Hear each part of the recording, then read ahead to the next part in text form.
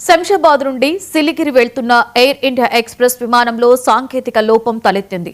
Pilot ముందుగానే గుర్తించడంతో ప్రమాదం తప్పింది. టేకాఫ్ అవుతున్న సమయంలో అప్రమత్తమైన పైలట్ వెంటనే ఏటీసీకి సమాచారం అందించారు. విమానాన్ని తిరిగి టెర్మినల్ కు తరలించారు. కాగా ఆ సమయంలో ఫ్లైట్ లో 137 మంది ప్రయాణికులు ఉన్నారు. దీంతో ఎయిర్ ఇండియా విమానాలలో తరచూ సాంకేతిక లోపాలు ప్రయాణికులను ఆందోళనకి గురిచేస్తున్నాయి.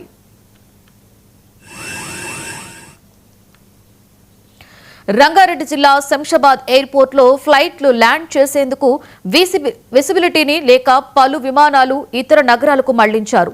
మస్కట్ గిద్దా నుండి శంషాబాద్ కు వచ్చే ఫ్లైట్ ను ముంబై చెన్నైకు తరలించారు. పూణే నుంచి హైదరాబాద్ కు వచ్చే విమానాన్ని గోవాకు, ఢిల్లీ టు హైదరాబాద్ ఫ్లైట్ ను విజయవాడకు తరలించారు. మళ్లీ అదేవిధంగా ముంబై హైదరాబాద్ ఫ్లైట్ నాగపూర్ కు దారి మళ్లింది. అలాగే శంషాబాద్ నుండి ఢిల్లీ, చండీగఢ్, రాంచీ, వారణాసి వెళ్లవలసిన విమానాలు రద్దయ్యాయి. దీంతో ప్రయాణికులు ఇబ్బందులు ఎదుర్కొంటున్నారు.